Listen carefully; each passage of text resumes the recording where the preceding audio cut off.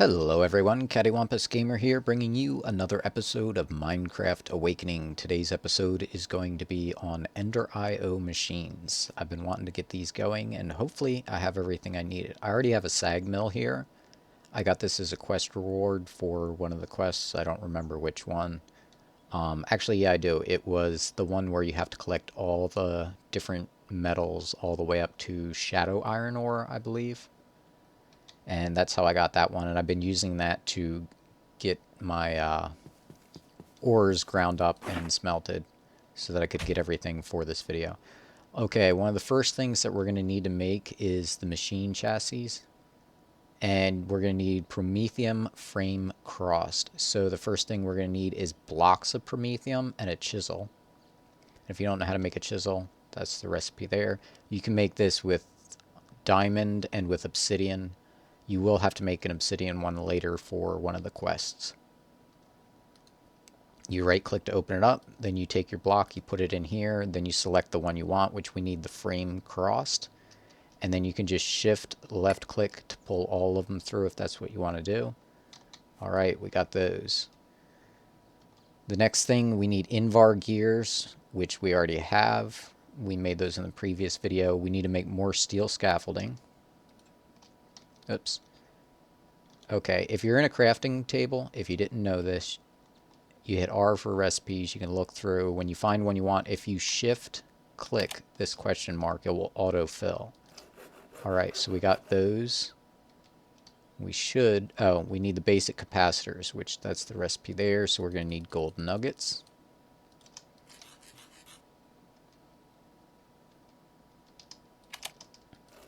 Alright, now we have basic capacitors, and now we should be able to make 2 frames, which I have more steel cooking over here because I knew I was going to need it. This, I made the advanced blast furnace, or the improved blast furnace. Can't even talk today. And then I put 2 fans on it so that it speeds it up. You can actually see that it goes quite a bit faster compared to taking a full minute for making steel. Alright, I'm just going to throw this slag in here. Oh, I had the wrong plate in here. There we go. And throw the Invar in here. I threw the Invar in here, and since you can't make Invar plates, it just came out. I should have... Yeah, I got enough Invar gears to last me. Okay. Let's go make a couple more of these chassis.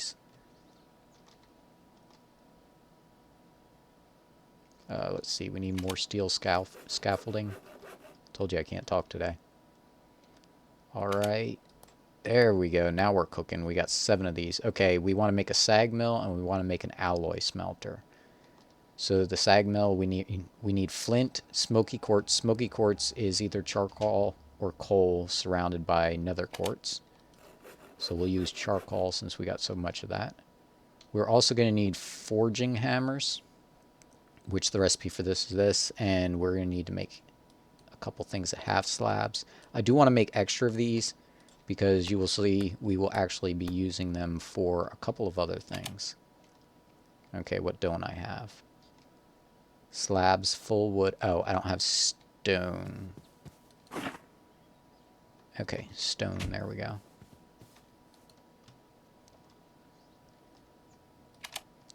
Now these forging hammers, we're actually going to need to plop one of them down. It's this cool little thing, and we are going to put some stone in here. And you can see it working. This is actually really cool. You can actually see it squish the texture. Because we're going to need these stone plates in order to make some of the other stuff that we're going to make. Alright, we have this, and this. We need 3 flint. I know I have flint here somewhere. There we go. Alright, is that everything? There we go. We made a Sag Mill. Now this, you just plop down. You're going to need to power it. Like that. Let's grab some charcoal, throw it in here. Now, you can put something in this slot. You can either use pumicite, which is probably what you'll use at first. And then, eventually, when you make the alloy smelter, you're going to make dark steel ball. And this will last a lot longer than the pumicite dust.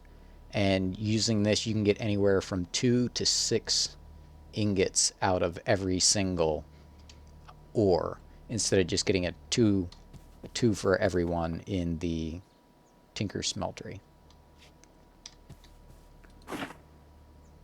Alright, oh, let's see. I did some tin over here, and I forgot to do this up beforehand. Tin dust. Because we're going to need tin to make a cauldron. There we go. Whoops. Put this so that'll come out.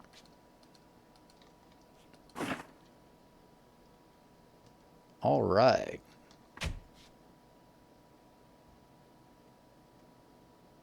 Do. Forget watching paint dry. Just watch metal harden. Alright. Let's make a cauldron. What else do we need? Okay, see, we needed these stone plates, which is why I said you were going to need this. And let's see, we need malachite, was it? Yeah, malachite. Oops, let's run over here and sleep. It amazes me how fast the days go by. I do like that little thing in the top left-hand corner that allows you to see how far through the day you are. Alright, what else did I need? I'm going to need furnaces. Oops, that's this one. Cobblestone, that should be enough. There we go. Alloy smelter. Boom, we got it. Alright, we're going to put this down here, and we're going to put this on top of it. We're going to grab some more charcoal. We're going to stick that in. And one of the first things that we are going to make, you're going to take coal and put it in your sag mill, and you're going to smelt it down. And then if you use obsidian, iron, and the coal dust, you're going to get, what is it? Dark steel, which you're going to use to make these. You need 5 of those. That's one of the first things you're going to do. Then you're going to throw it in here. I'm not worried about that right now. What I want to show you is, let's see, I need gold glowstone. Let's see, glowstone, here we go, and redstone. So one of the first alloys that we're going to make, we're going to throw gold, redstone, and glowstone into the alloy furnace. Now that's going to make us, let's see, energetic alloy. And we're going to need that in basic capacitors. I have enough. Okay, good. Should actually make 4 more of those while that's cooking up. Alright, let's see, gold nuggets, capacitors, there we go, that should last for a while. Okay, because you can see how fast these machines move. Once we make 2 of this alloy, then we can make a, it's the second level of capacitor. It is double layer capacitor. That will make this machine run faster, which is really, really nice. Okay. Now we're going to go double layer, which is 2 basic capacitors, a coal dust, and energetic alloy. You're going to want to take that. Now you can throw this in here, and this will speed up the process quite a bit. We're also going to need a glowstone block, so I'll run over and grab that. Keep running into stuff. Let's see, glowstone block. We're actually going to get 2 because we want to make a capacitor for each one of these. Okay, here we go, and we'll just steal this double layer capacitor. So we want to make another one of these, and then we can just hit U for uses for that. Oops. Oh, I forgot. That's step 2. You're going to take 2 of these alloys, and you're going to put them in here, and you're going to put ender pearls in, and you're going to smelt those together. Oh, you know what? I can put one of these back in for a second. Hee. There we go. Pull that out so it has room to do that. And I need to get rid of some stuff to free up some space in my inventory. I don't need that. Don't think I need that or that. Let's go ahead. I'll show you. You can take these ghastly souls, and you can actually use those with a gold ingot to get Solarium, which you can make it in the alloy smelter, but you need soul sand, which I do have, but it's just easier right now because I have a few extra of these to just make it this way. And I'm going to need that. Hopefully, I don't know if I'm going to have time to get to it today. Alright, vibrant alloy. Oops, and I forgot to grab that capacitor. Let's see, we want the Octet Capacitor. Here we go. Now, I need iron and an ender pearl. Oh, I already had them in my inventory. Because one of the things that I want to make is an experience obelisk. Because you can see I got 151 levels and I do not want to lose those. So I need to make dark solarium, which is dark steel, solarium, and a pulsating crystal. The pulsating crystal is pulsating iron nuggets, which I'm making the ingot now, and then a diamond. So let's see, we're going to need the diamond. Alright.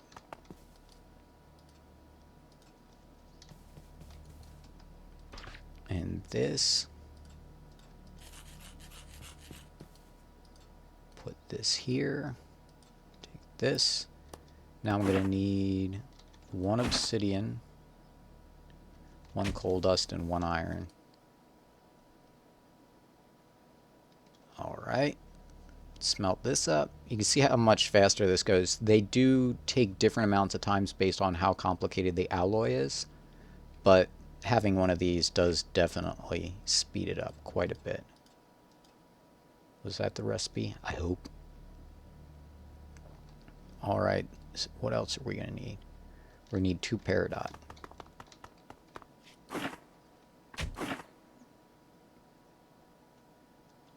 Okay. Take this. Here we go.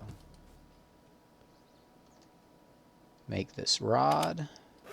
And I believe I have everything else. I do! Aha! Now, the experience obelisk is really nice because you can place this down. You can store all, store 10, store 1. So I can store all my XP. And now you can see if I want to take out 30 levels to go do an enchantment, it'll probably use like maybe a level since I have 151 in here. So if I go 1, 2, 3, that's 30. It used a little bit less than a full level of what I would have used. Otherwise, I'd have used the 30 off the top, and then, you know, you only get 5 level 30 enchantments out of this if you do it normally and just have them stored on you. So this is a good way to do it. The other thing, I can actually take this and break it up with the XP in it, and it will actually stay. And one of the other nice things is I can run down here to my mob farm. And one of the problems I've been running into is the fact that this drum does not hold enough. So let's get rid of this. And we can actually just put the experience obelisk right here. And now if we right click on it, and then we click configure IO, you can right click, oops, left click to move this around and drag, and you can right click to change what it's doing. So if you look down here, it says pull. So it will pull all the XP from this side into here. So if I retrieve all, and then I stand back here, turn the light off, stuff will spawn faster. I did end up filling that out, so I do have 10 spawners in there, but it still doesn't spawn as quickly as I'd like to.